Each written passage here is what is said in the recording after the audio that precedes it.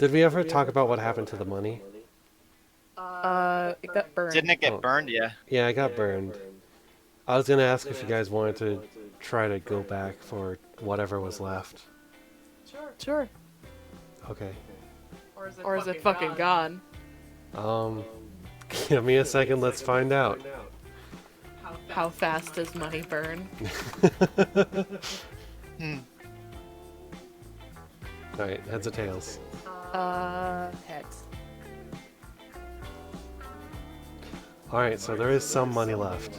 Woo! Um,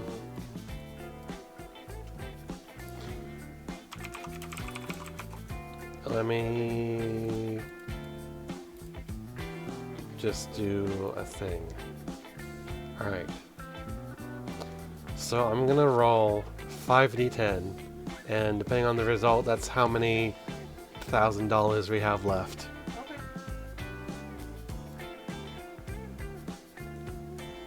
Alright, 24th. So A little over half. a little over half, a little under half actually.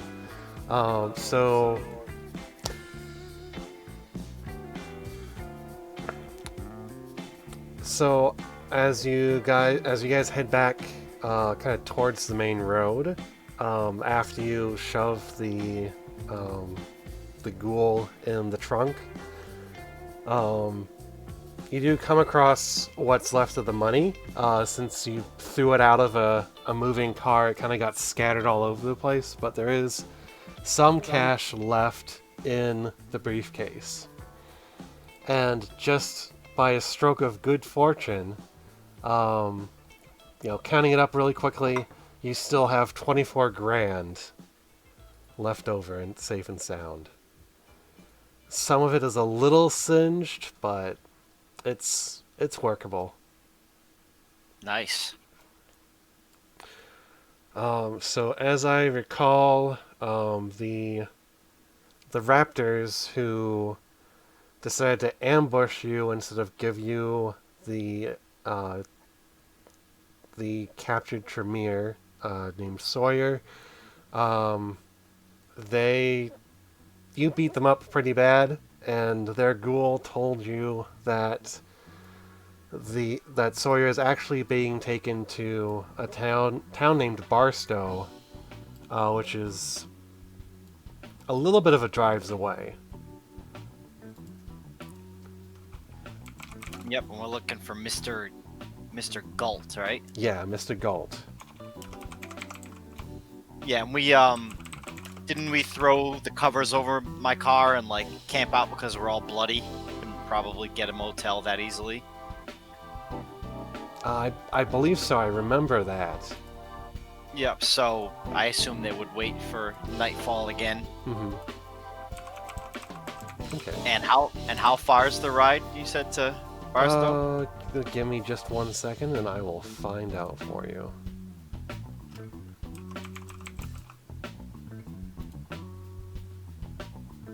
Alright, it's a 2-hour drive. Gotcha. So when Gerald realizes it's nighttime, he'll get up, take the cover off the car. Mm-hmm. He'll see if anyone else is awake. Yeah, so... Karolina's probably low to awaken. Yeah. She likes beauty sleep and lack thereof. Get it? 'Cause she's ugly. But ugly. Yeah, and I'd say because Karolina is also much older than Gerald, and she probably takes a little bit longer to wake up. But Ethan is awake, and Abraham is still in pretty rough shape.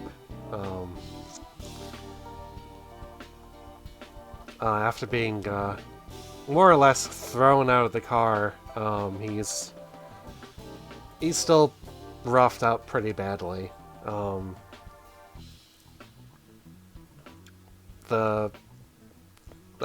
being a ghoul, though, has helped him from 1, dying, and 2, being completely miserable. But he's still going to be out of action for a while. Gotcha. Oh, and also, while Gerald's putting away that car cover, Mm-hmm. he's gonna make sure that ghoul is still alive in the trunk. Make sure it didn't like bleed out or anything. Oh yeah, he's still kicking, like All right. probably just barely, but he's still there. So Gerald will put the car cover safely away from his bloody blanketed carcass and shut the trunk again, Okay. and then sit back down. I'm assuming the trunk opening and shutting might wake up anyone that might be sleeping. Mm-hmm. And if not, he's going to be like, okay, rise and shine, beauties. Got ourselves a little bit of a drive here to Barstow. All right, and Carolina, what do you want to do with the injured Abraham? Coddle him like a fucking baby. Oh my god. Like dead ass. Oh, okay. Okay. All right. Like he's gonna be laying down in the back seat, Mhm. his head on her lap, and she's gonna fucking be coddling him. Okay. All right. Gerald, do you still want to drive the car? Oh, of course. Okay. Well, yeah, and as you take the cover off, you're just reminded of how badly she got treated in that fight. Oh, God. There's bullet holes all over. The glass has been, some of the windows have been broken out. Actually, no, I'd say all the windows have been shattered in some shape or form. The right-hand passenger side's all knocked out. So is the rear window. There's bullet holes all over the sides. There's even some in the hood. As far as you can tell, the engine is still good. There's a little bit of a rattle to it when it's idling, but so far it's still kicking. It's still going. Yep. Yeah, he'll definitely, first thing he's going to do when he gets back home is bring that baby right into his shop and get to work on her because he is freaking out internally about his car. And probably externally. If and when he comes back into the car, Karoline is going to maybe tap on his shoulder because she's in the seat. It's gonna tap on his shoulder and say, perhaps we should take Ethan's. And he's going to pause for a moment. What was that thing? It was a Pinto. And he's going to be like, oh, God. The Pinto? Ah, God. And Carolina's gonna look at Ethan, and she's going to tilt her head. Ethan, would you let our newest friend drive your... And Ethan's gonna say,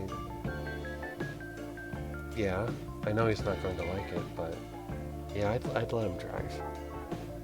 And then she's gonna turn her attention back to Gerald and say, at least your own vehicle wouldn't...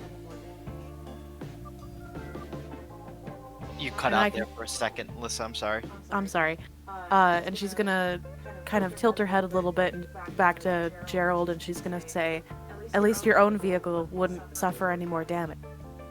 And I can cover the repair. That's true.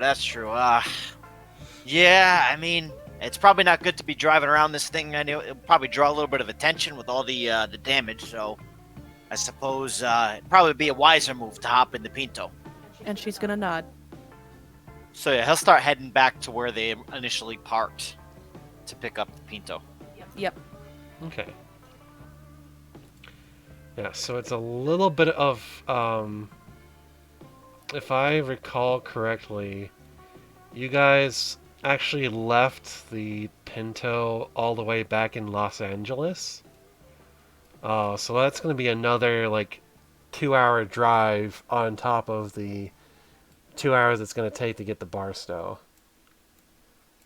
Yikes. Well, better drive fast.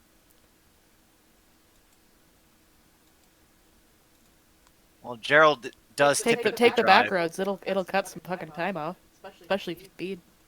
Yeah, Gerald always speeds. Okay.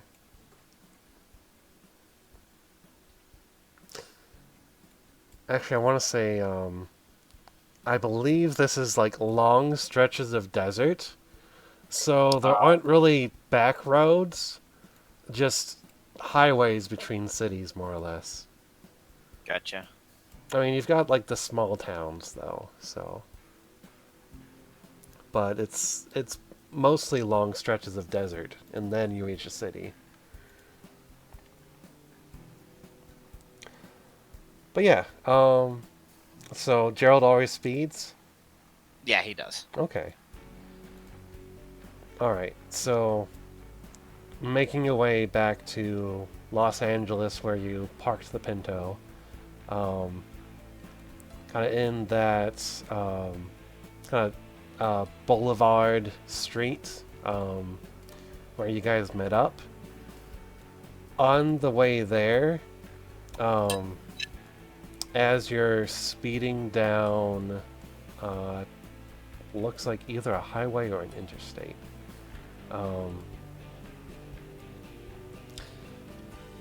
You pass by, you zoom past a, well actually no. As you're speeding down the highway, a set of flashing lights lights up in the rearview mirror. Ah, fuck me. He'll, slowly bring the vehicle to the side of the road. Okay, and As you pull over, Carolina is going to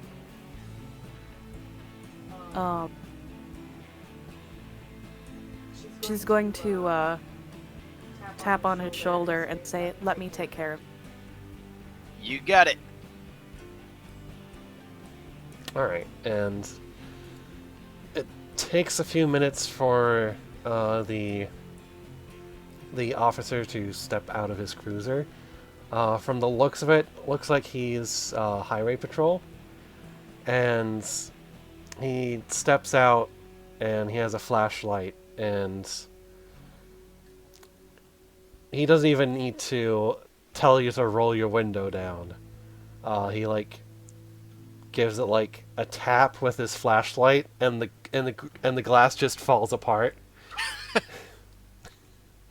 And Carolina, she's already used obfuscate.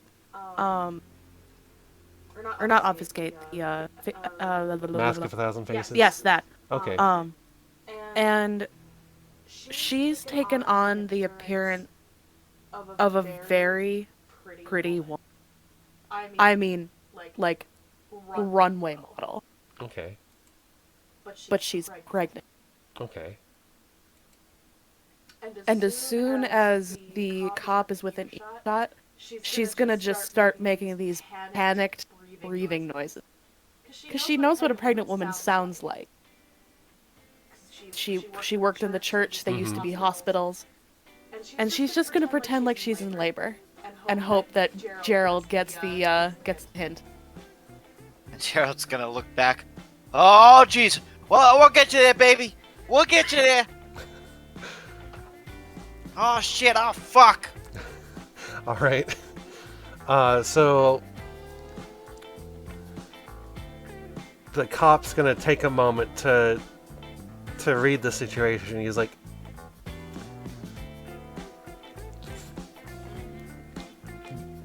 why is your car in such a mess? You know, We were mugged. yeah. And she's gonna keep breathing. Yeah, really we're hard. mugged, and she's about to pop this thing out, Chief, you know?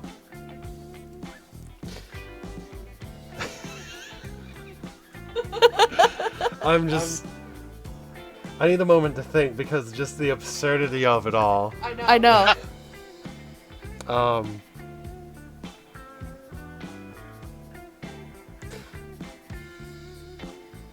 Okay, yeah, so it takes the officer a moment to process everything.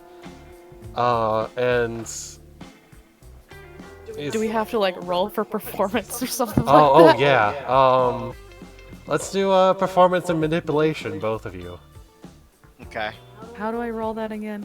Just add the dots together and roll that many d10. Performance, manipulation. Yeah. 5, God, I'm only 2. 7. Alright, 2 successes at least.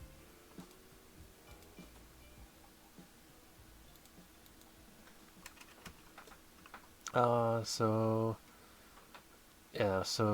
I didn't do too Gerald good. got 2 successes, and Lyssa, you got 3.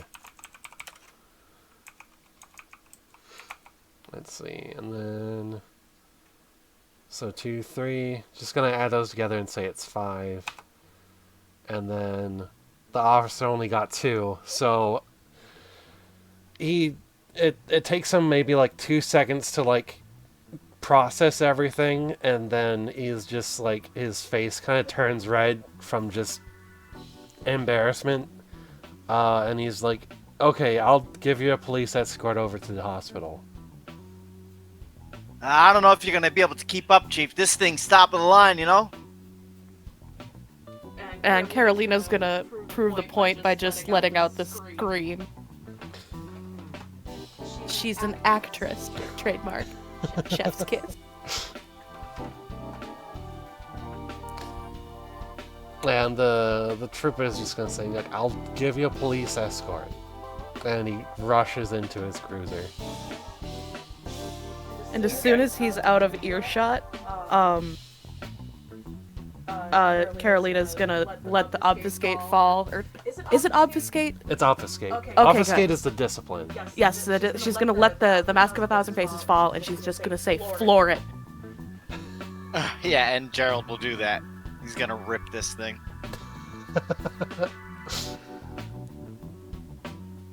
Alright.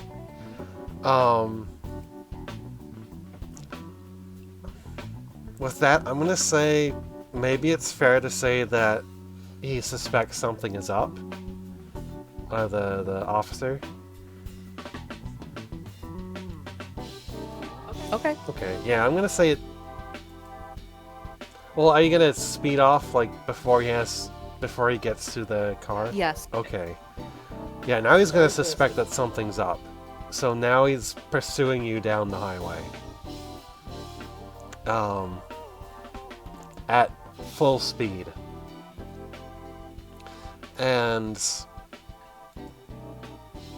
probably just past the halfway point, you see a few more sets of lights down the road, down the highway, as the cops have set up a blockade. Oh boy. Mask of a Thousand Faces back on.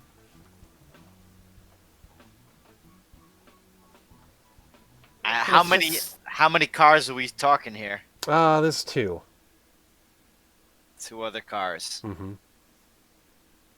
He's gonna start slowing down a little bit and look back and be like, oh, what's the plan? What's the plan?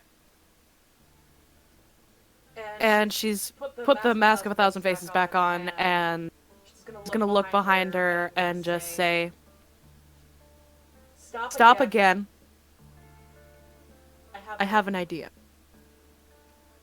All right. And he'll pull the vehicle to the side of the road.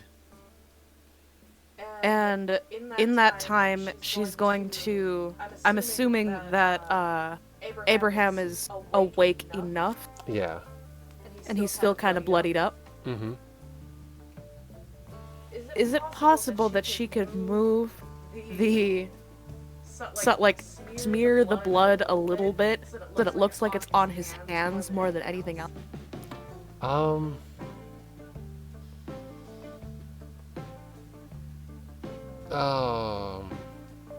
I guess you could. Yeah. Okay. And she's gonna kind of lean to the side, hoist her legs up to make it look like she's giving birth right there in the back my fucking God. seat.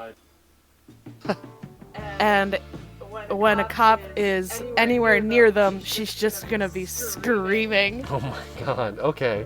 So I'm gonna let you keep that roll from earlier. And so, like, you slow down,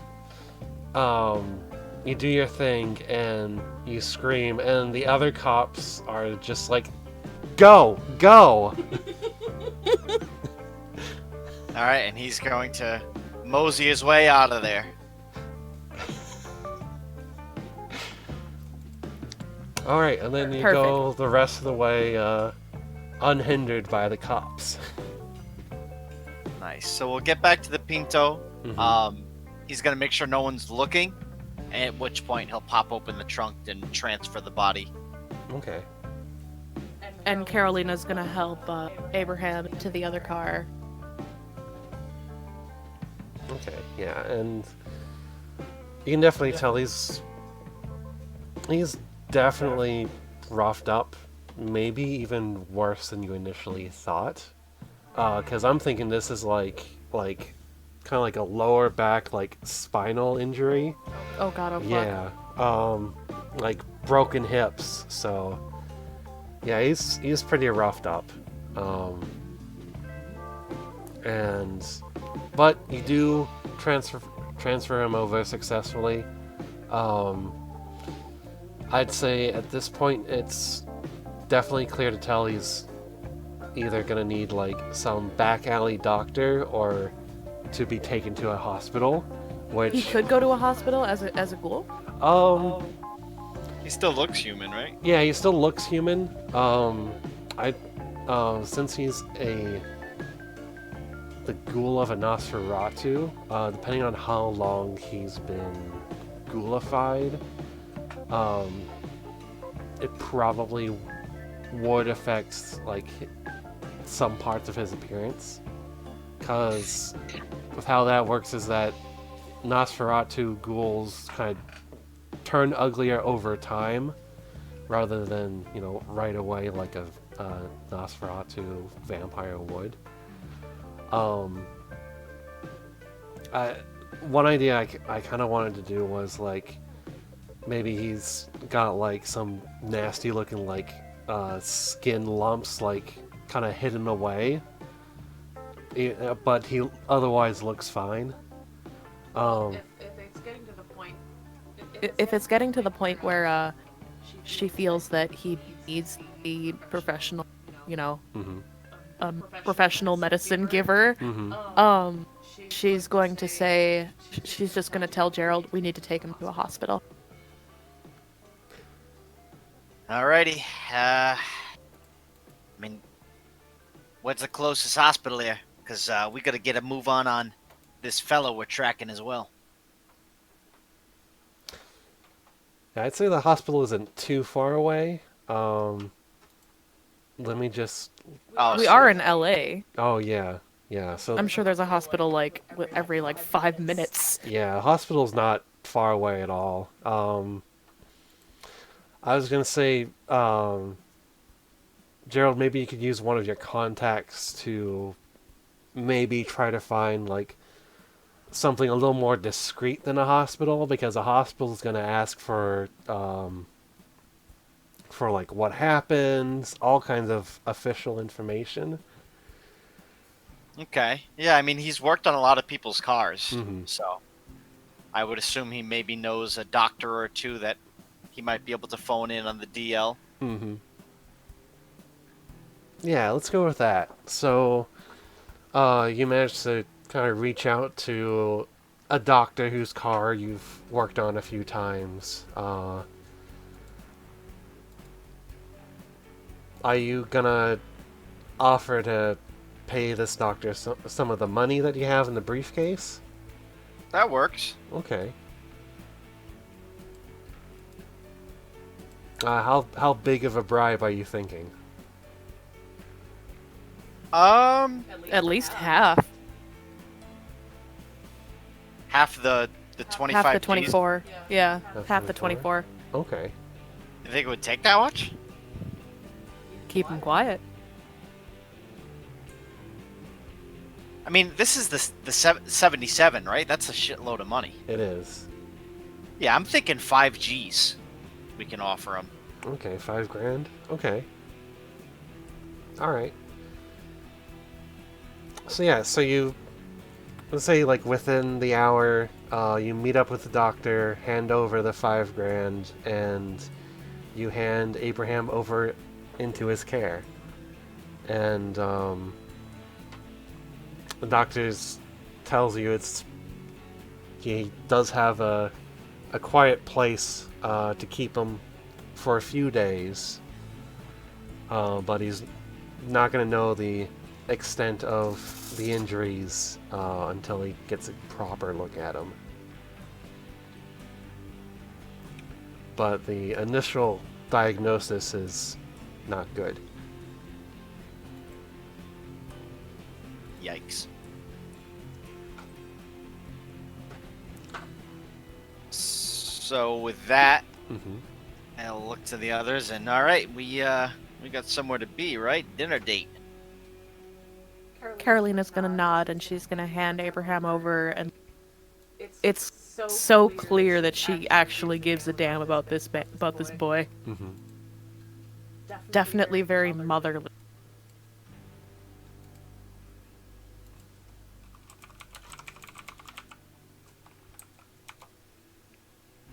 Alright, and so with that said and done, you guys are going to head over to Barstow, I believe. Yes. Alright, so, good news. Driving from the San Fernando Valley to Barstow is actually a 2-hour drive. So you don't have to drive an extra, 4 hours. So, let's see, it's... I want to say probably 9:30 when you got back to the Pinto. 10:30, so by the time you get on the road to Barstow, it's going to be probably around like 10:30 or so. And then you guys will reach Barstow sometime around midnight. Gotcha. There's still a decent amount of night time left. Alright, and then now that you've switched over to the Pinto, you don't have any car problems because Ethan made sure to top off his car before meeting up with you, before everybody met up. Alright, so, let's see.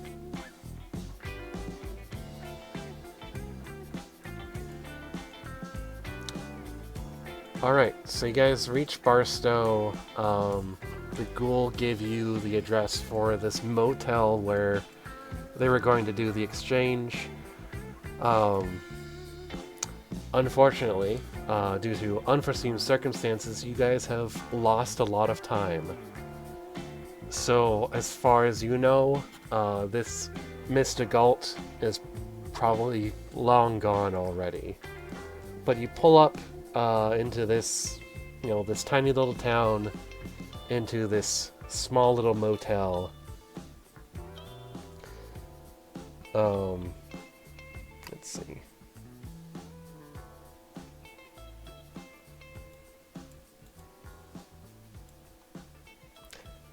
Actually, the motel just so happens to be abandoned. So it's an abandoned motel, kind of on the edge of town.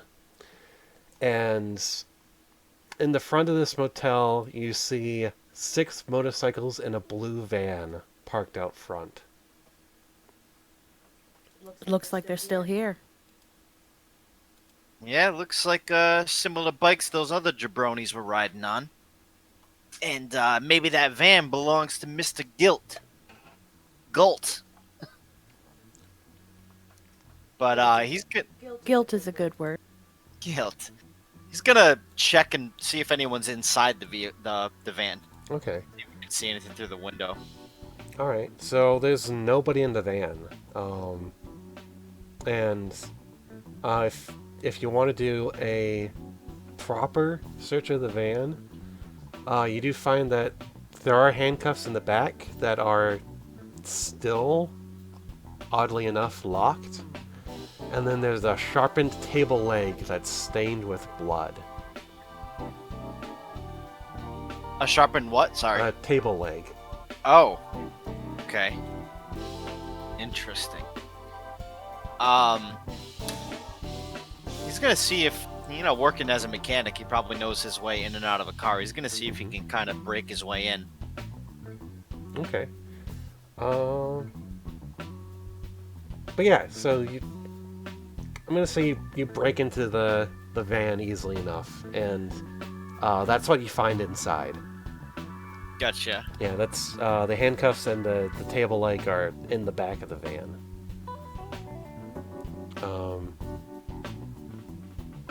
And while you're searching the van and everything, the van is like the motel is dead silent like a graveyard. Interesting.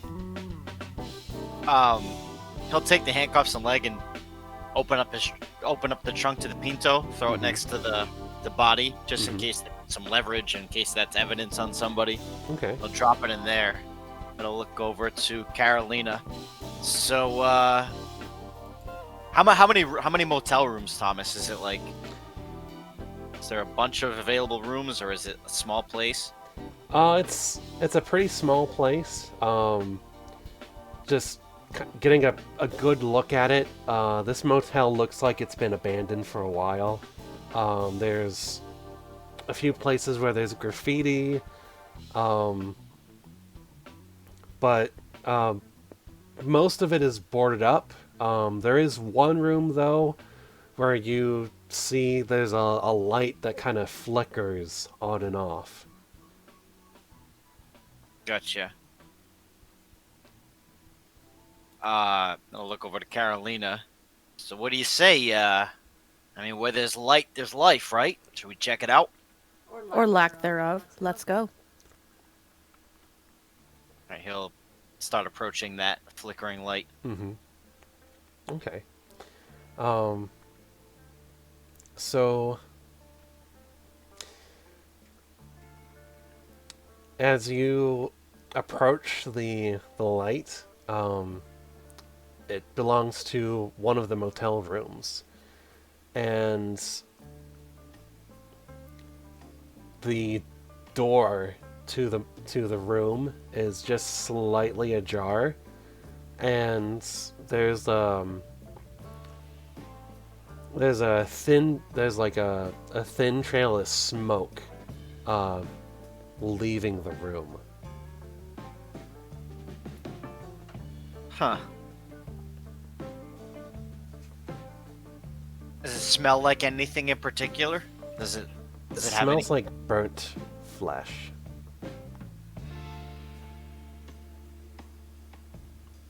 He's kind of lower his tone to a whisper. So, you smell that? I do. Well, what are you thinking here? Discreet entrance or barge in, guns a-blazing? It's too quiet. Let's walk.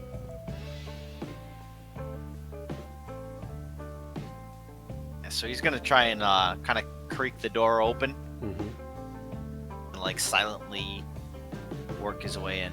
Okay. So as you open the door, nobody tries to stop you. It's still dead silent, and that stench of burning flesh is still prominent in the air.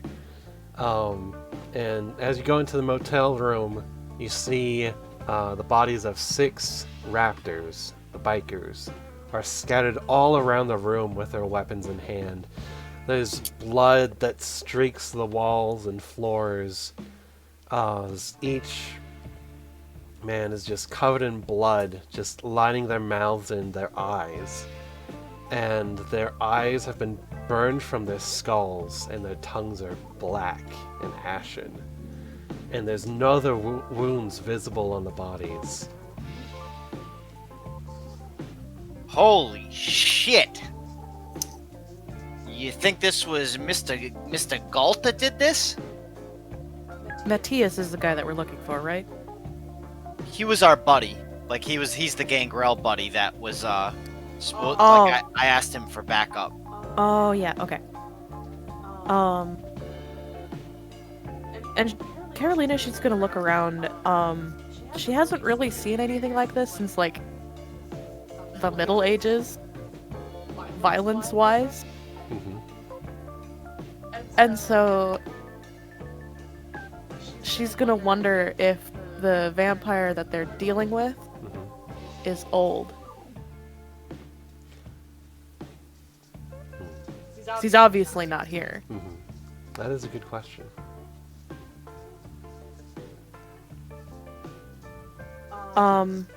Is there a phone nearby? I'd say there's a Like a payphone or something? yeah, there's probably a pay phone outside the motel, like kind of along the street. Yeah, she's gonna try and call the, what's his name? There's Zeta. Yeah, Yeah, Bishop Zeta. Yeah.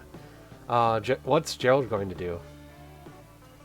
He's gonna look around and Mm-hmm. see if he can find any traces of anything that might have started flames or burned these bodies, or like, because he's not really familiar with these specific powers. Mm-hmm. Okay. He's gonna just check for any type of evidence or clues. Okay. But yeah, so looking around the room. Ugh. Excuse me as I burp. Yeah, looking around the room, this room is a mess. Just blood everywhere, and you even stumble across like just these kind of like these bloody scratches in the walls, as like these lines of blood, making markings that you don't recognize. It's definitely some spooky supernatural shit. And there's a leaky faucet that the drops of water are going up instead of down. The heck? Yeah, and it's, you definitely get this kind of I guess like this, there's like this kind of electric feeling in the air, like something just, it's like something just doesn't feel right, and it's just making your hair stand on end. He's gonna crank open the faucet to see if Mhm. all the water goes upwards. Oh yeah, it does. Then Gerald's gonna like open the door further to Carolina. You ever see anything like this? What the? I mean, I know vampire stuff. What about gravity? What's going on here? Would Carolina have seen anything like this before? In all of her years? I would actually say probably. You've seen weird supernatural stuff before. Mm-hmm. You know that I'd say you definitely know that the Tremere clan is they're specialized in blood magic called thaumaturgy, and they also study other forms of magic too. For context, back in Catalina's time, the Tremere were a brand new clan that, to become vampires, they killed the antediluvian, which is basically the parent vampire of another clan, in order to become vampires themselves. They're often referred to as usurpers. The Tzimisce vampires, who are a major part of the Sabbat, absolutely hate their guts. A lot of clans don't like the Tremere. And Carolina's gonna say all that Okay. and explain it in a way that, you know, she's like, it's like she's talking to a child while she's trying to call up Bishop Zeta. Yeah, Tremere, huh? Well, judging by the looks of this, I'm thinking I don't like him much either. Yeah, and I'm also gonna say, Catalina, while you're going across the parking lot to get to the payphone, you see this pack of just wild stray cats eating the carcass of a coyote. Softly. What the fuck?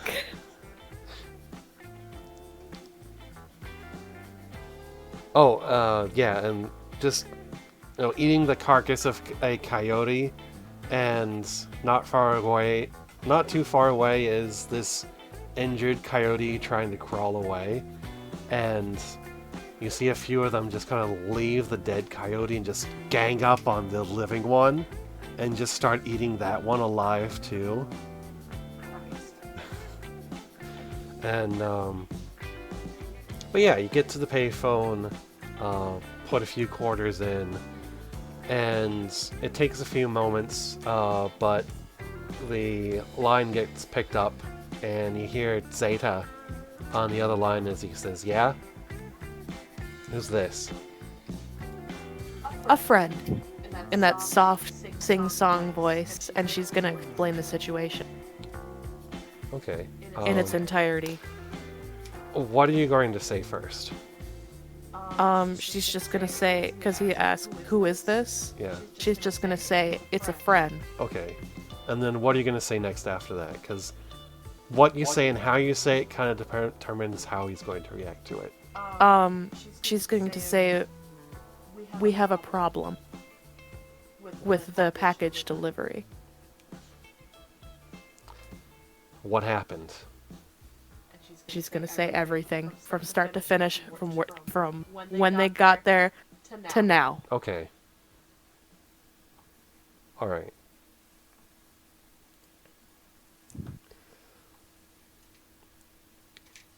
Okay. Give me a moment to think about how he's going to respond to all of that. Just Okay. offload it onto him. Yep. And Gerald, while you're kind of investigating and doing your thing, you do find something in the hand of one of the bikers. In this clenched fist, you see what looks like a piece of cloth. And if you pry it out of this guy's death grip, all that can be read on the cloth is Ahar, gas, and BLV. Ahar, gas, BLV. Yes, I'm gonna type it into the chat for you. Yep. He'll hang on to the cloth and I'll put it in my notes. Alright. And I'm going to say you have a feeling that it's probably the part of the address to a tailor. Because this piece of cloth looks like it came off of a really nice suit. Okay. Looks like cloth note. Looks like off of fancy suit.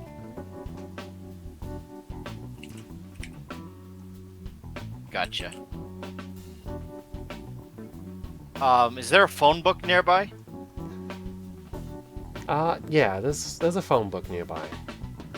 He's gonna start flipping through and look through the alphabet for tailors that might match some of these letters. Okay. Yeah, and Obviously stuff with Boulevard in it. Mm-hmm. And the address. Okay. Yeah, so the phone book has all kinds of businesses from the area, even a few from Las Vegas, because it's pretty close by.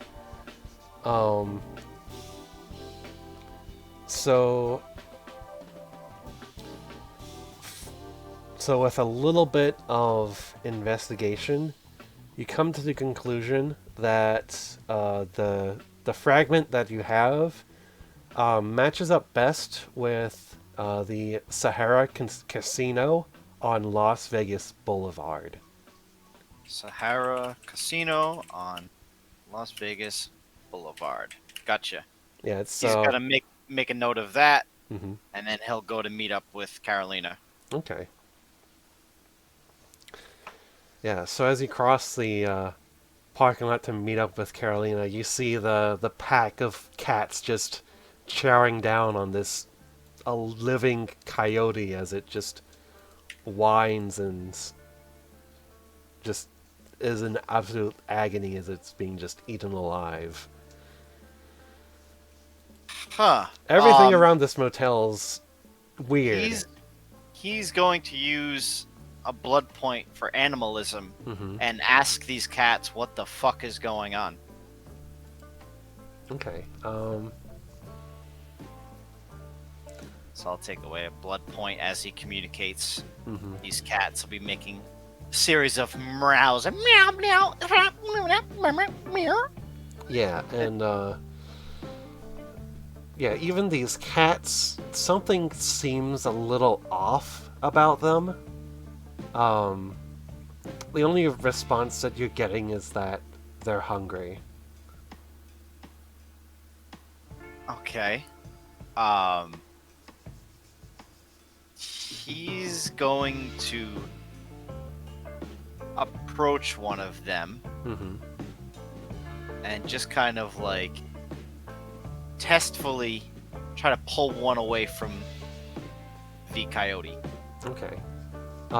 So they're gonna have none of that.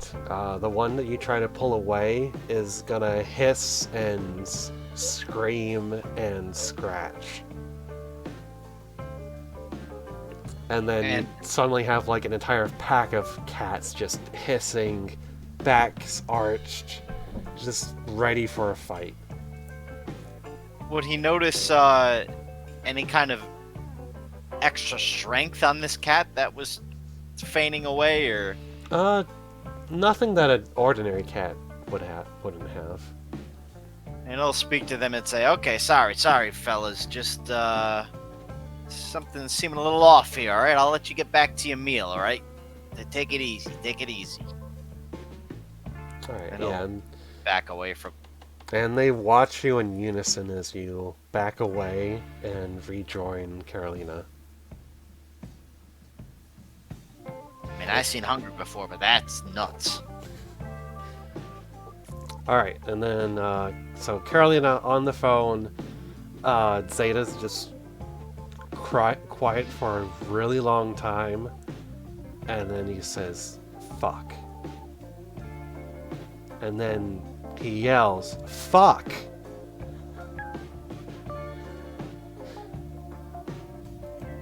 And she's gonna sigh into the phone, and it's clear that she's tired of this too. Mm-hmm. It's basically cat and mouse at this point, Mm-hmm. but in a really fucked up way.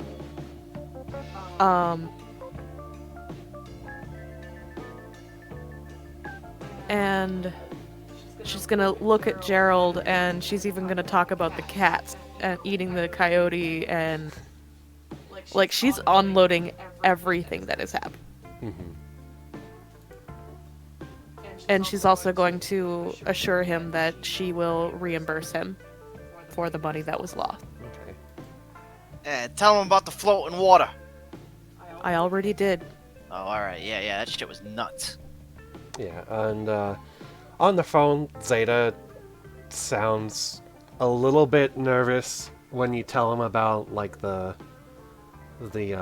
blood magic and the weird stuff going on. He's like, shit, you've got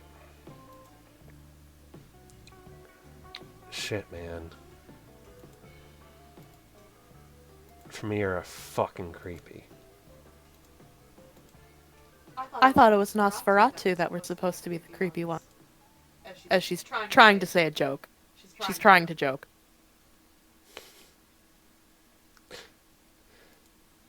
At her own expense.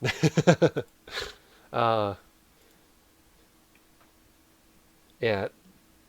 Zeta's gonna do like kind of like a half chuckle and say, "No, you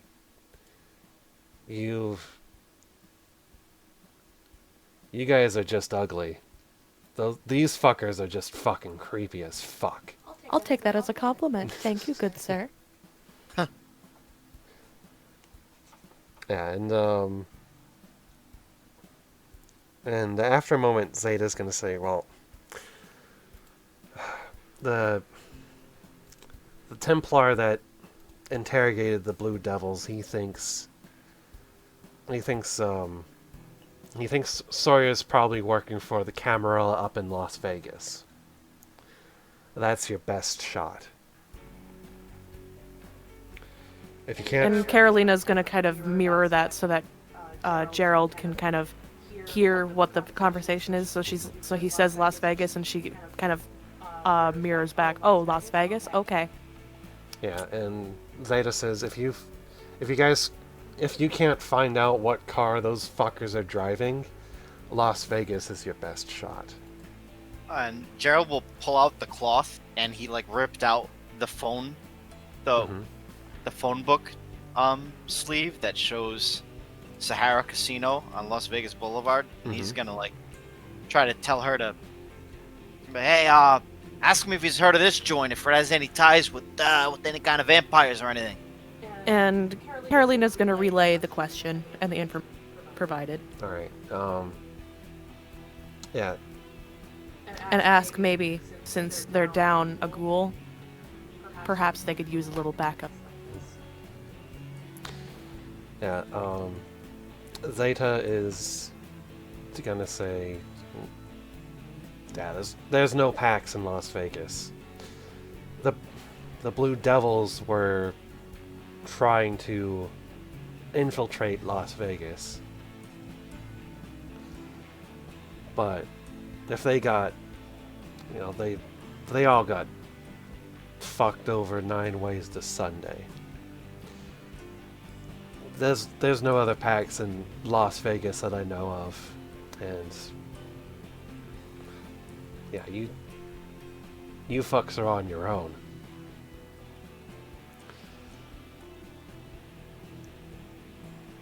Yeah, you guys are on your own.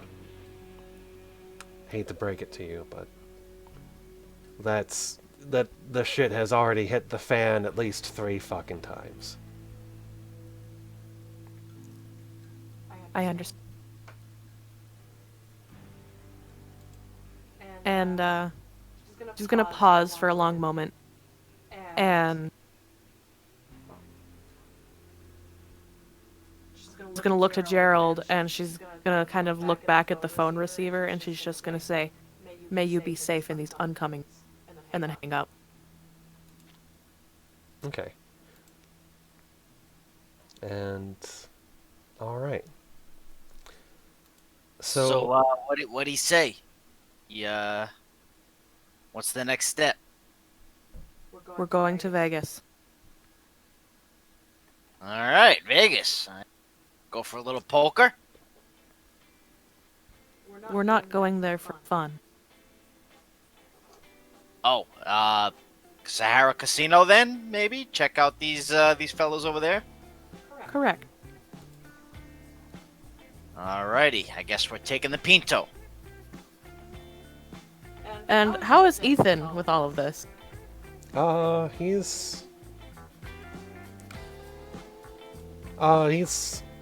seems to be holding up. He just looks tired. Just because he's had to, keep watch during the day and all that stuff. So he's... And she's going to, once they all kind of pile into the Pinto, she's going to touch his shoulder and say, "You can sleep for the duration of the ride." Mm-hmm. And he's going to nod and he's going to say, "Okay, I'll try to get some sleep."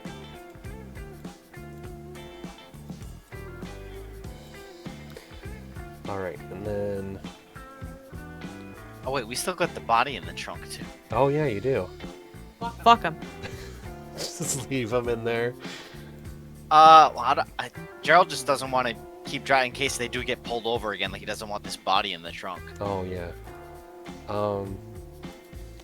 I want to say that now that I think about it, if you guys have been keeping the body in the trunk the whole time, like even during the day, the poor guy's probably dead. He's Yeah, probably so baked alive. he's gonna drop the corpse in the blue van, put Mhm. the and leave him with the other evidence there, and kind of just shut the door and then get back in the Pinto. Okay.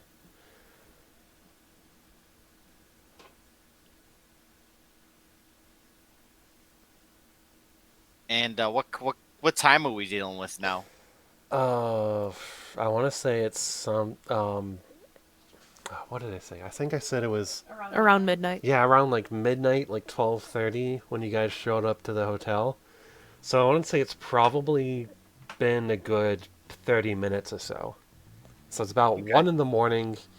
You've probably got about maybe like 4 or 5 hours until sunlight. All right. Are there any blankets in these motel rooms that could be stolen?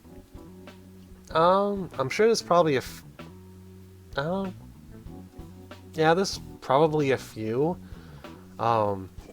It's an abandoned motel, so they're probably not in the best of shape.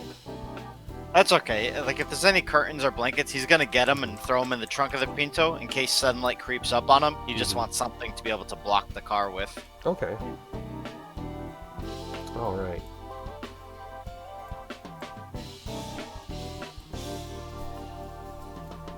Alright, so it is going to be looks like a 2.5 hour drive, according to Google Maps. But yeah, alright, so yeah, so you start driving, and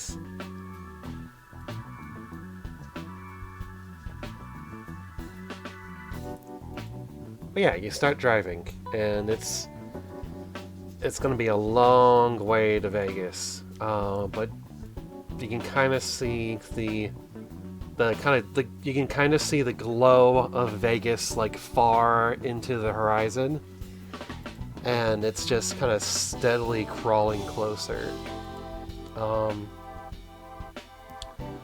So Gerald, are you taking a break from driving? Are you letting Ethan drive? Or are you insisting on driving yourself? I mean, it is Ethan's car, and since it's not super dire at the moment, you'd probably let Ethan take his turn at driving. Okay. Poor Ethan. All right. So.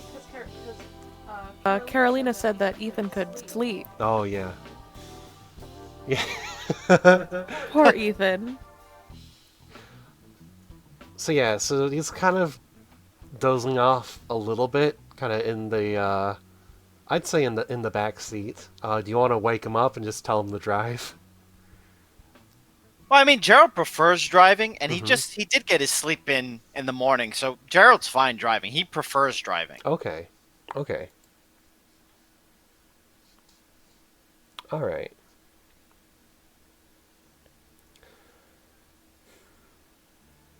All right. So if it was Abraham, he would make Abraham drive. Okay. Yeah. So you're driving.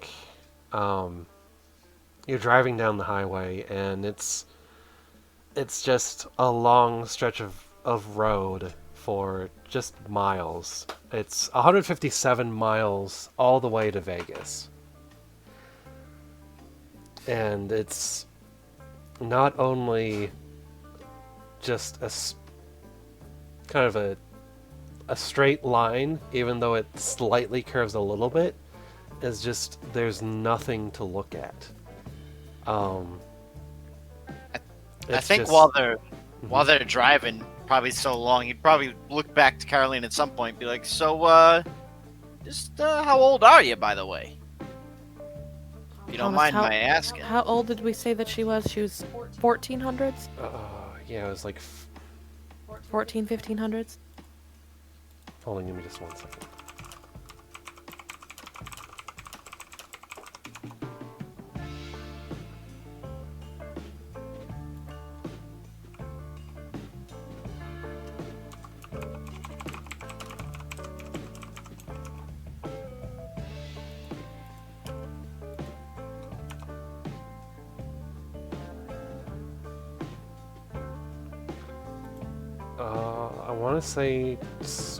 I want to say somewhere around like 14, 15. Okay. She's gonna quick do the math and say that she's what would that be? It's 1977, so a little over 500 years old. Holy cow. And, your sire's still around? You tight with them or her, or? No. Ah. Yeah, I don't know mine, you know. Kind of threw me out to the wolves. Don't know who they are. But what happened with yours? And she's going to ponder that for a moment. And she's just going to explain that she was embraced as part of a power grab. But before her sire could enact his plan, he was killed. Huh. Well, shit. So yeah, that's not the greatest relationship, I guess. How's it been all these years? I mean, how different's the world? You've seen a lot of change. I have. She's gonna look out the window and run her hand along the car, like the armrest of the windowsill, and she's just gonna say, back in my day, this would have been called heresy. Huh.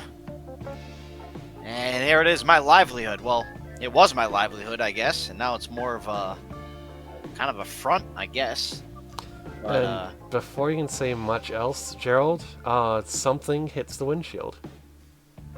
What the f- And then another something. And another. And before you know it, there's just this flock of birds just hitting the windshield of the car. Just cawing and screeching. It's ravens. Just a massive flock, a swarm even, of ravens just hitting the windshield, and then they're just hitting the car from all over. He's gonna attempt to dodge them as they come, but there's probably way too many. Alright, I need you to make a wits and drive check. So let's looks like it's 60-10.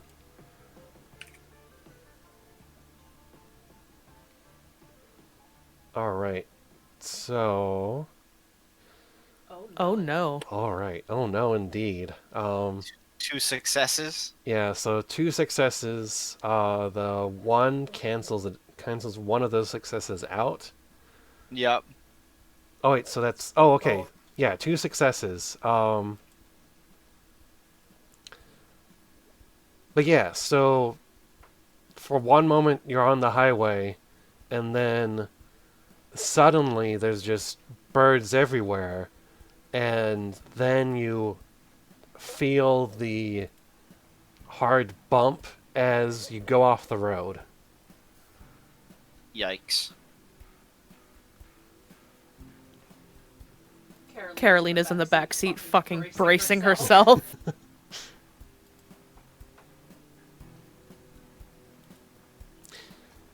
And the birds keep pounding against the windows, just pounding against the car, and you even hear like a few snaps as like they basically like ram themselves to death. And the windows start to like kind of what's the word? They, huh? Yeah, they crack under just the.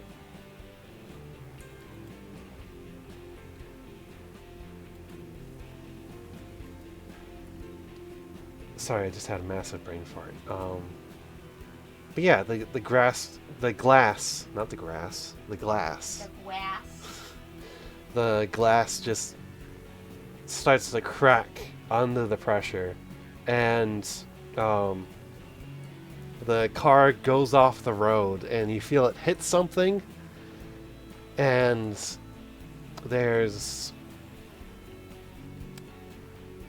a small hiss, and then just as quickly as they came, the birds fly away, and you see there's a few dead ones, a few dead birds on the ground, kind of around on the ground, and on the hood of the car.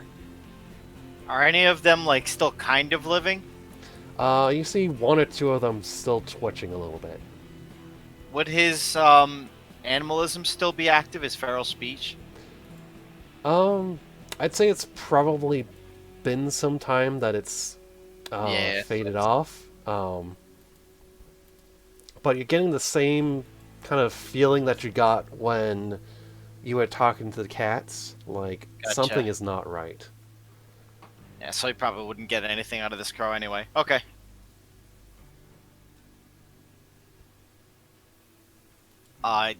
He's just gonna look around and try to see if he can find anybody controlling these crows. See if he can see any figures anywhere. Yeah, you don't see any mysterious figures in the night. It's just you, Carolina, Ethan, the Pinto, and then the long stretch of Highway 15.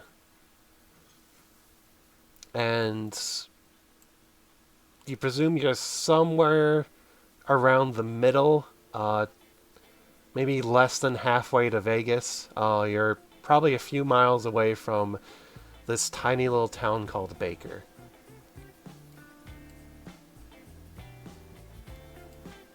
How are we doing? How's the car doing?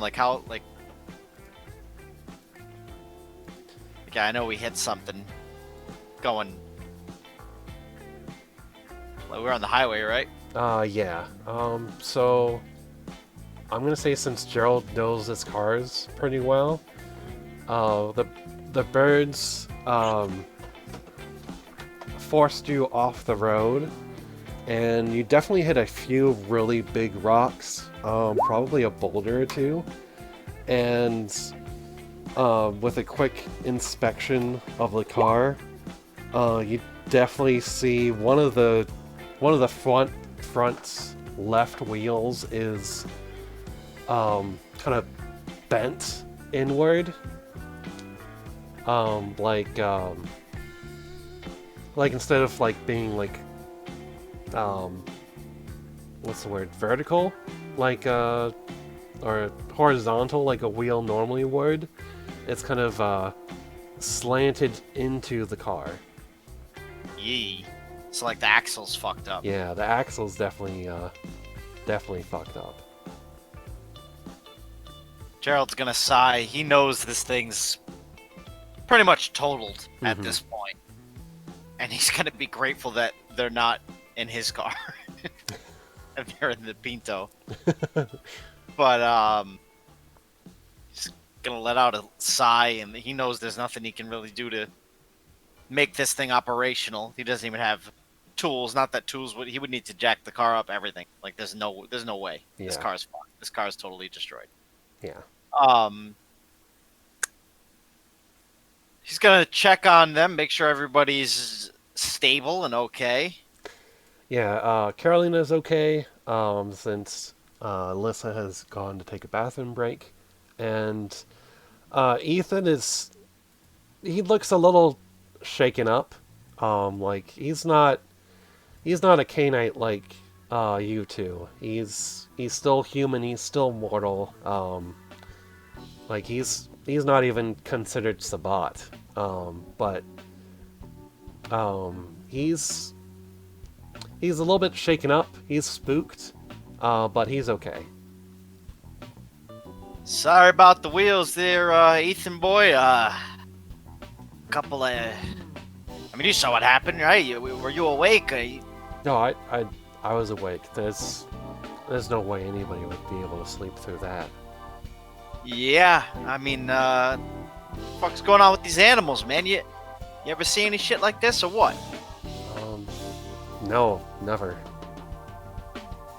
Well, I'll tell you what, man. We'll get this thing towed. You bring it over to Friendly Finklestein's. I'll give you the family rate, all right? Sure. Okay. But Yeah, in the meantime, looks like we're high-legging it. You know, looks like we're doing a bit of walking, cause this thing ain't going anywhere. Yeah, and Ethan's gonna, open the car door for Carolina, and you guys start walking, and that's. Are you guys gonna kind of walk along the side of the road, or are you gonna be a little bit away from it? I mean, who is anybody bloodied up right now, or? No, nobody's bloodied up.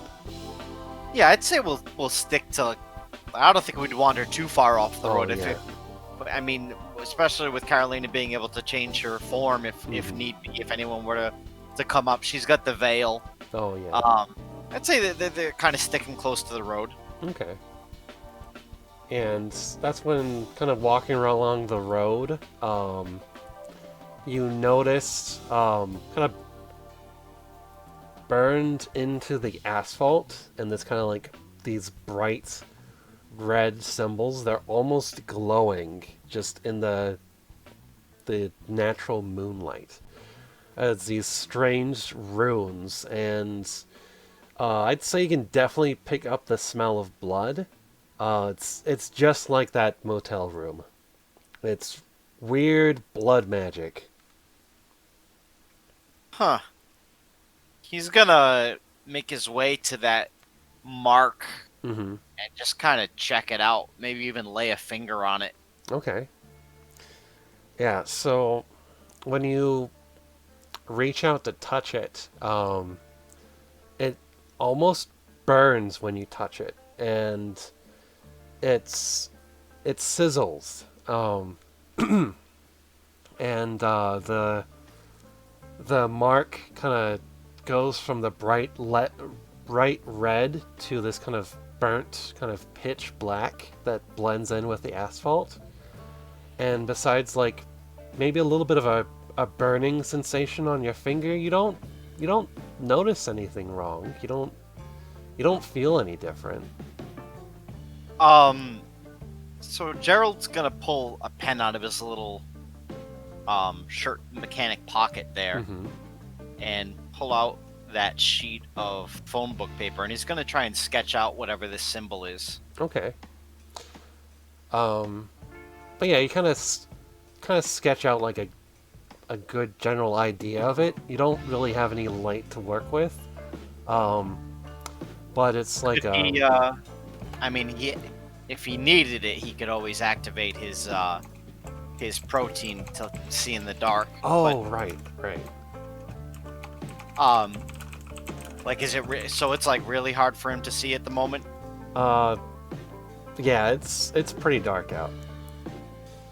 Okay.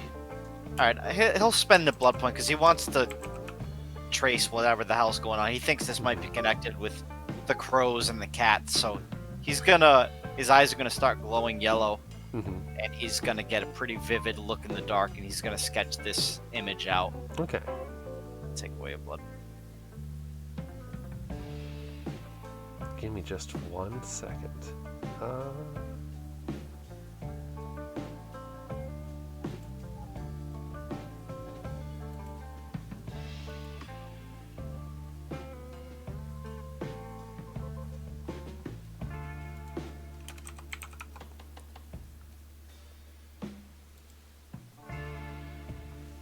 Alright, and so this symbol, it's two triangles. One is upright, and then the other is upside down, and they're slightly overlapping with each other. Give me just one moment, and I'll put it into Discord. I'll put it in VC Mutes.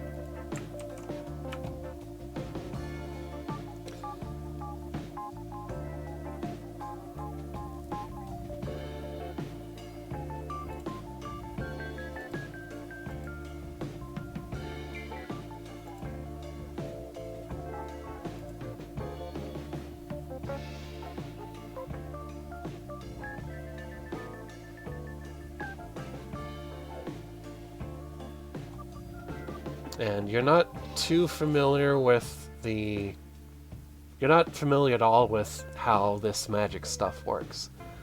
But you could probably get the general idea of that whatever spell you want to cast on the thing, the way it was set up was that your car was supposed to drive over this symbol if the birds hadn't driven you off the road. What was that again? I'm sorry. I said, I'd say you can kind of piece together that this symbol, the car was supposed to drive over this symbol, and something was supposed to happen if the birds hadn't driven you off the road. Okay.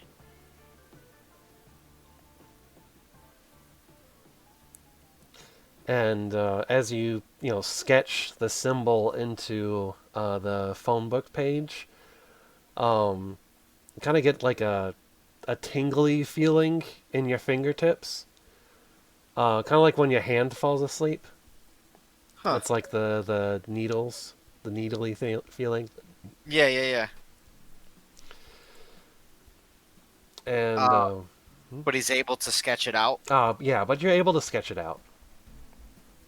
Okay. And he will tuck that away to safety so he can show it to people that are more knowledgeable. Mm-hmm. And what is Gerald going to do next? So he's going to scan the area around where that marking was made. He's going to look around, look for any kind of footprints in the dirt or anything. Okay. So you scan around, and Gerald, you see your mom. What? You Ma? Hair curlers, long nightgown, and everything. And she's in the middle of the highway, and she looks angry. Ma, what the hell are you doing here? Gerald, Finklestein, what are you doing up this late? It's past midnight. I met a girl.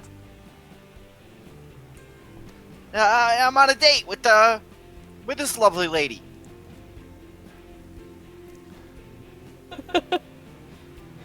I have one question. Yes? Does Karoline see this? No. Okay. Caroline does not see this.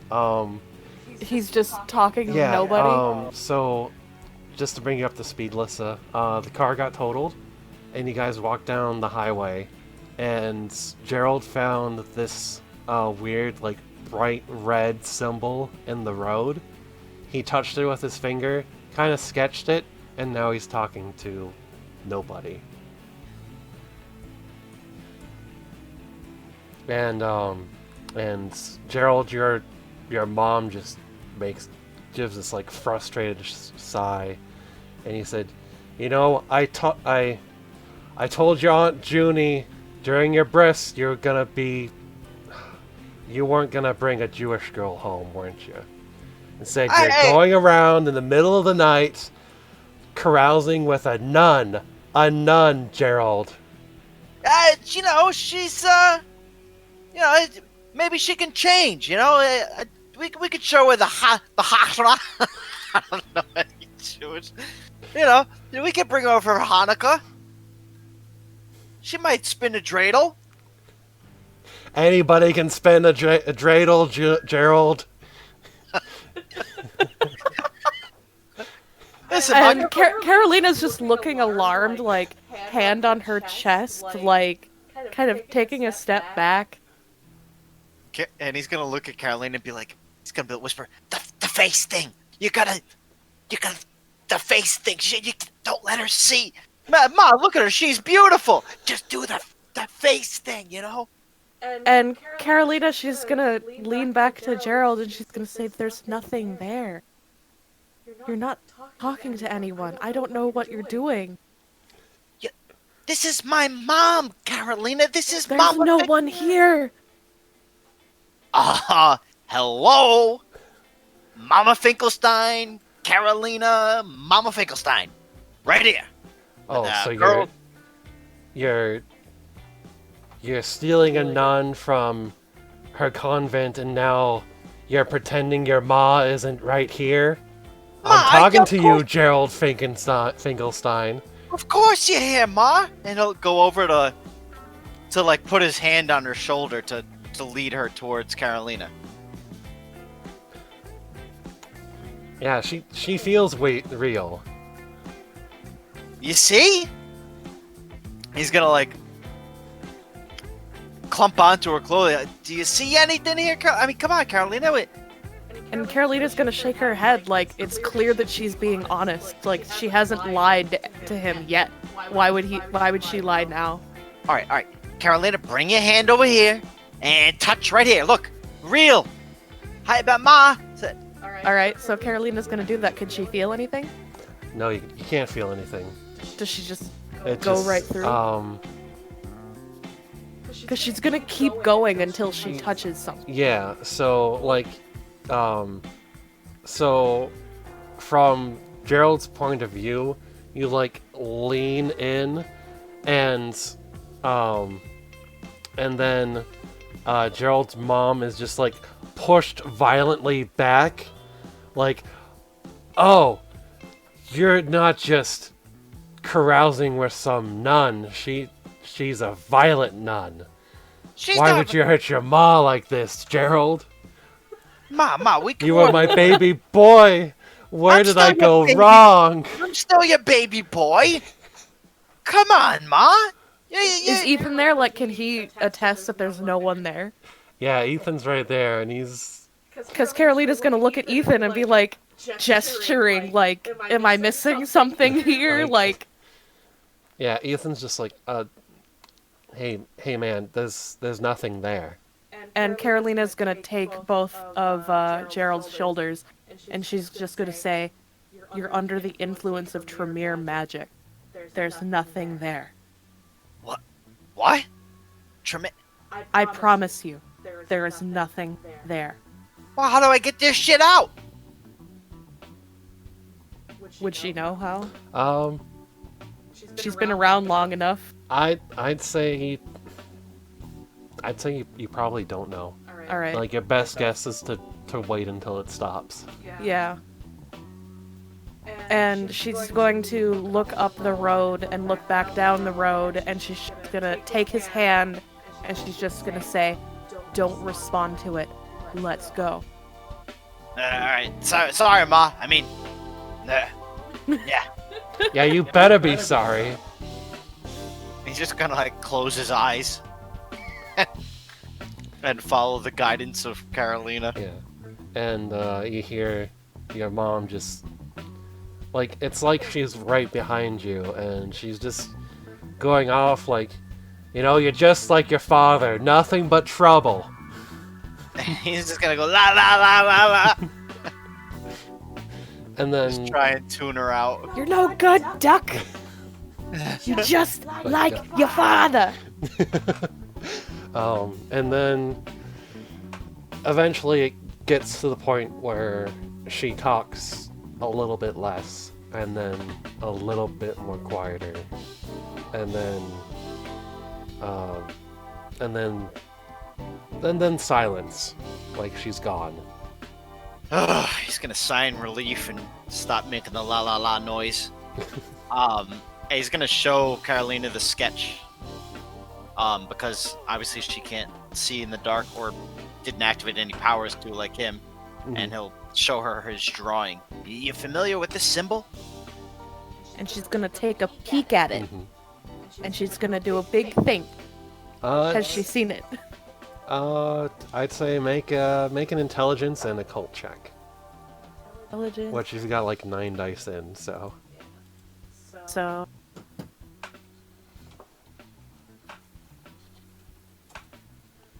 Oh my fucking god. Oh my god. Holy shit. How? 1, 2, 3, 4, How the minus fuck? 1 success.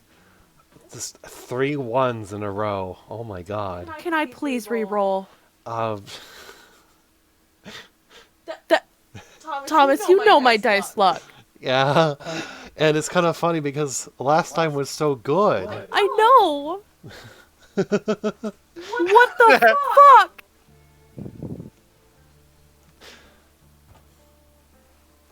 Because she knows that Tremere used blood magic. Yes. She'd be familiar with it, Yeah. at least to some extent. Yeah. Let's say you recognize it as an occult symbol, for like magic. Not specifically blood magic in this case. It's just it's Like a rune. Yeah, it's a rune. It's some kind of enchantment. And she's just gonna, and haw it a little bit. Just gonna explain what she knows. Gotcha. Is there kind of like of any kind of range on this thing? Like, is this fella close? She's gonna do a big think again. So with it was like the rune itself was set down as a trap. So the caster only has to draw the rune, do the magic, and then they can just leave. So she's gonna explain that. Gotcha. Well, suppose if we see any more of these symbols pop up, we'll know to not touch them. Correct. Alright, and then you start walking. These boots were made for walking. Just what they'll do.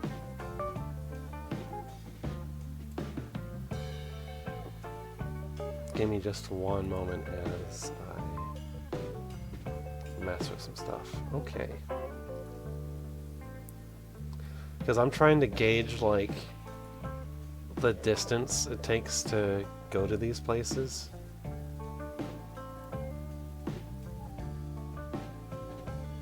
Alright, And you said okay. you were Google Maps halfway, apparently right? does not like people walking on the highway.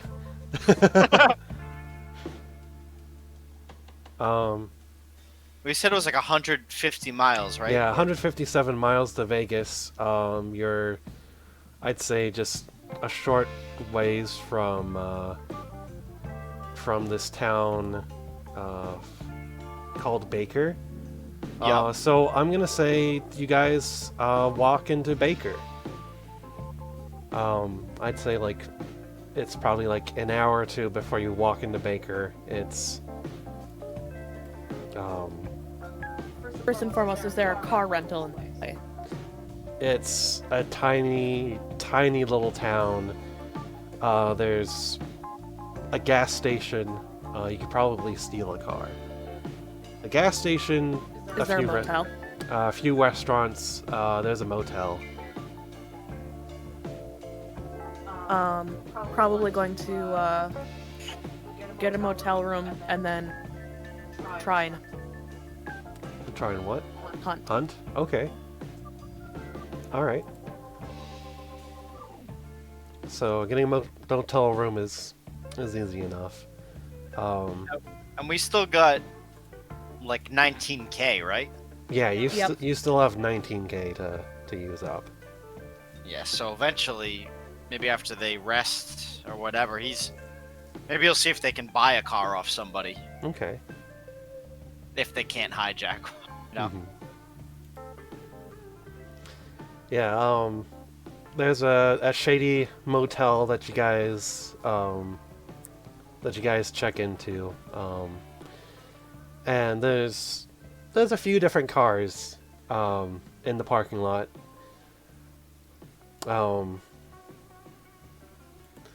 I'd say none of them are like super fancy, but they'll get the job done.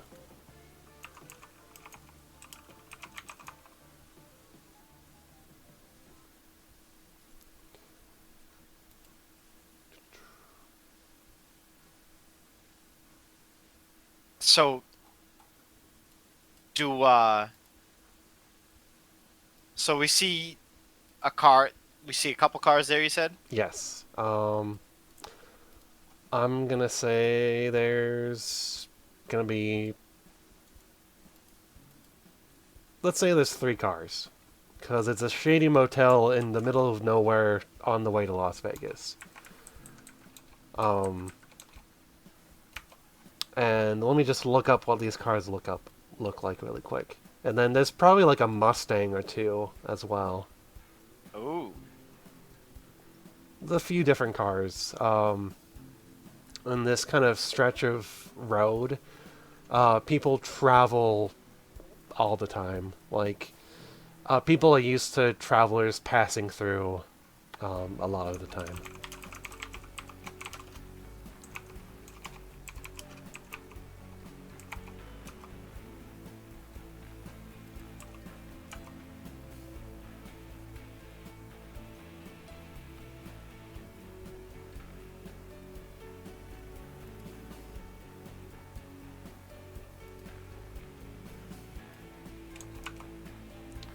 Okay, so let's see. So you've got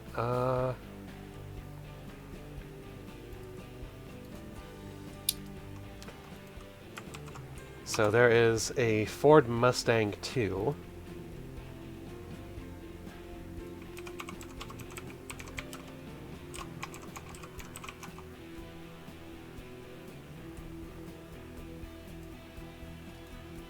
It's kind of bright blue Chevrolet Vega.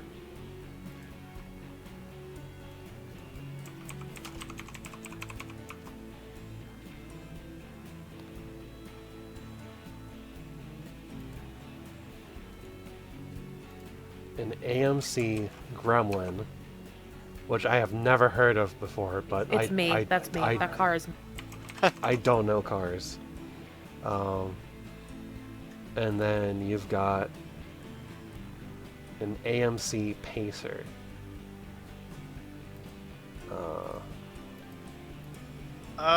Yeah, the brown one's the Pacer. Hold on, the Pacer is gonna be this one right here. So last one is the Pacer. The one before it is the Gremlin. And then the blue one is the Vega. He's gonna look at Karoline and be like, okay, maybe we'll work a deal with this, the brown one's the Gremlin? Yeah, the brown one's the Gremlin. Why don't we strike up a deal with this Gremlin owner? I mean, this thing can't go for too much, and it'll get us by. And she's gonna look at it and nod. She doesn't know cars, so whatever works. So he's going to kind of go into the lobby of this, motel. Hey, that Gremlin owner around here? And the counter attendant just kind of gives a shrug, and he says, maybe. I mean, people are asleep at this hour, man. Well, what kind of wheels you rolling with? Which car's yours, Chief? I've got a pretty good Chevrolet. Oh, you got the Vega?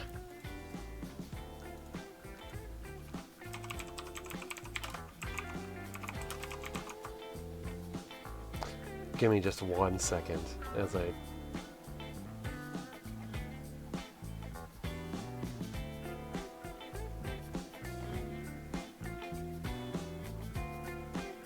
The Vega's the light. Yeah, the Vega's the light blue one. Yep. Said Chevrolet. I'm assuming that he was talking about the Vega. Yeah. Yeah, those were just a few of the cars you saw kind of on your way in through the parking lot. Okay. I was gonna say no. I've got a 75 Monza, which is gonna be this car here.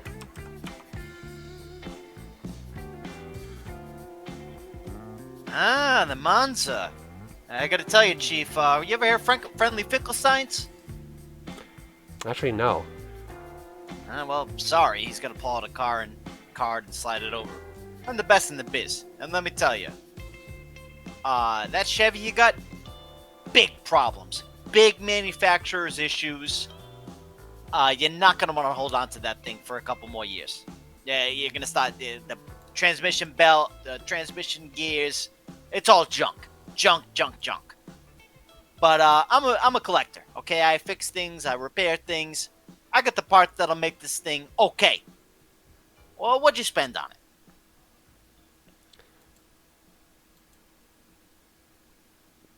I don't know car prices. So yeah, he's gonna say Hang on, let me look it up. Average car price in 1975. 5K. 5K. Yeah, he's gonna say I spent like 4K on it. I got a good deal from a friend. Yeah. Good deal. Yeah, he was really shysting you, bud. Okay, let's get real here. That was no bro deal, okay? I'll tell you what. How many miles you put on this thing already? I don't know, maybe a few hundred. Oh, so you just brand spanking new, huh? Yeah, brand spanking new.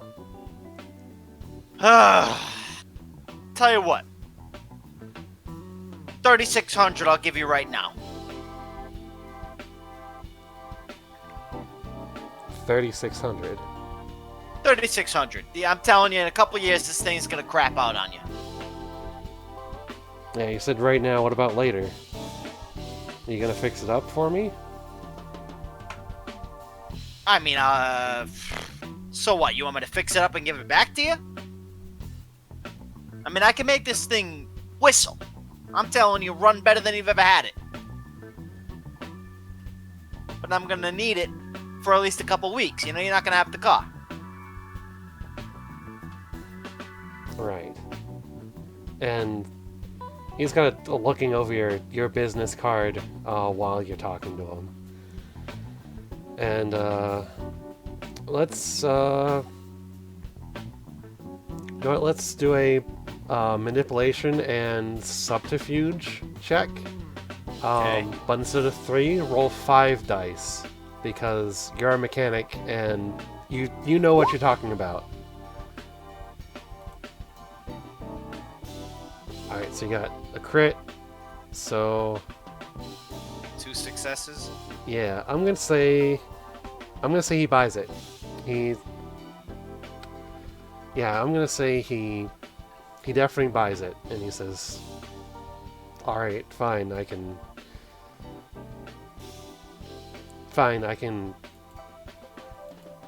Yeah, sure. Yeah, 3,600. Yeah. All right, fine, it's yours. Good. And I'll get the 3,600 out, Mm-hmm.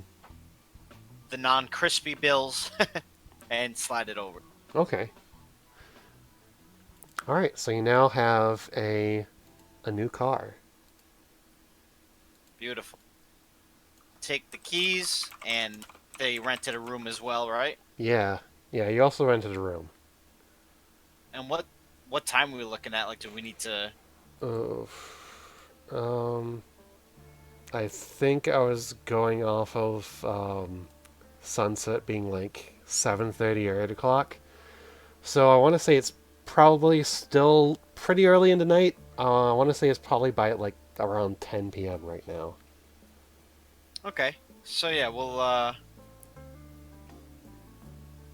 take the keys, Mm-hmm. exit the room, and So Carolina, what's our next step? She's gonna look around. They're in the room, right? Correct. Yeah, I'd say so. She's gonna look around in the room. And she's just gonna say, "Let's get cleaned up. We're gonna go hunt." All right, sounds good to me. Okay. So, Lyssa, where does Carolina want to hunt? Like around the motel? So like a truck stop in town. I kind of want to say like the motel is like right next to the truck stop. It's like kind of built into it. yeah, it's like motel, and then right next door is the gas station.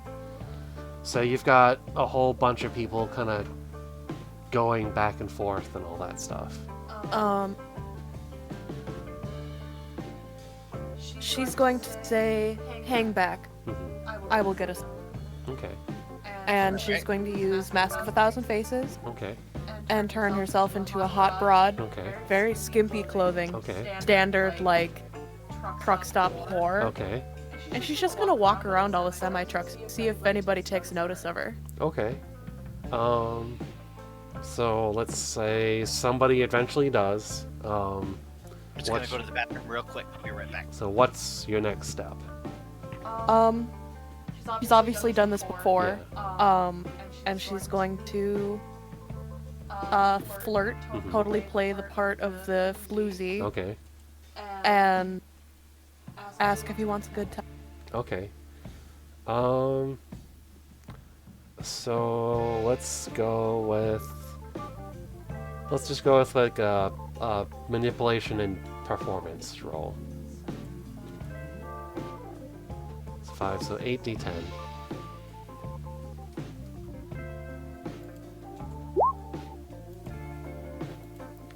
Alright, so Better it's than my last 1, one. 2, 3, 4, 5, 6. So the 7th one gets canceled. Yeah, so 6 successes. Yeah, you succeed with flying colors.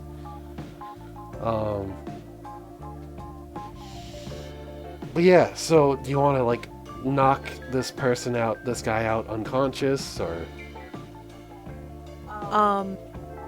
Well, she's gonna, like, hold, Gerald back, you know, kind of hide until she gives a signal. Uh-huh. And then she's going to climb into the truck with him, assuming there's, like, a night bed in there. Yeah. Or what is it called? Night cab, I think it's called a night Oh, yeah, cab. yeah. But yeah, she's gonna gesture for Gerald to stay back. She's gonna get in the nightcab with this guy, and knock him out, Okay. straddle him, knock him out, which isn't fucking hard when you're straddling somebody, Yeah.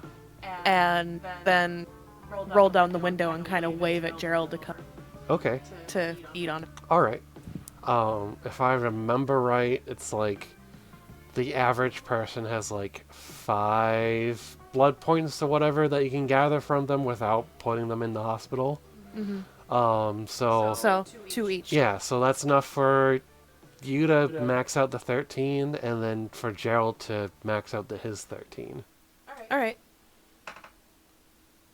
Alright. So you have your meal. Munch. And crunch. And then she's going to leave him in the bed and, you know, lick up the wounds so that they're not, she's going to touch them Oh, yeah. because she has that power. Yeah. She's going to touch them so that they're all sealed, and he's just going to wake up and say Yeah. Okay. that he did some really great drugs at Of some course. shitty motel with a amazing fucking hooker. Oh, and she's going to take his any money that he Take has his on what? him.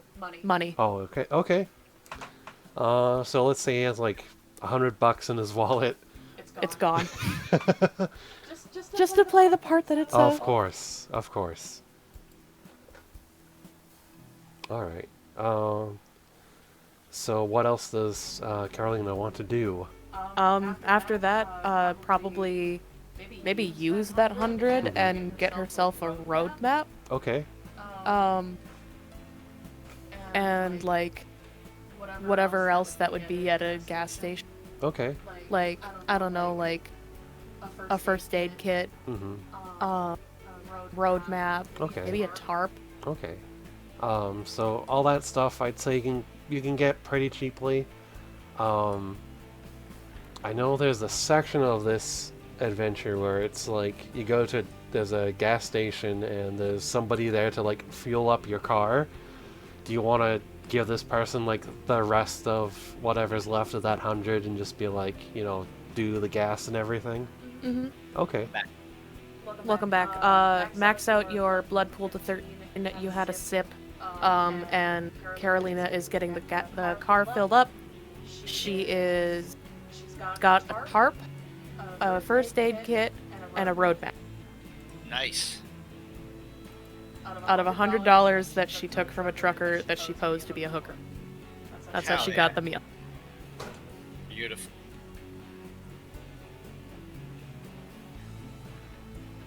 All right, and then,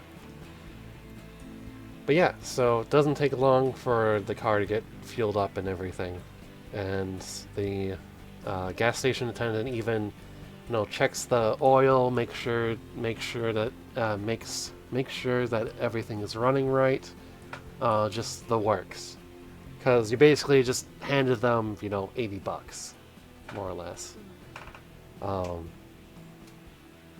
But yeah, and he gets that Monza running nice and good. And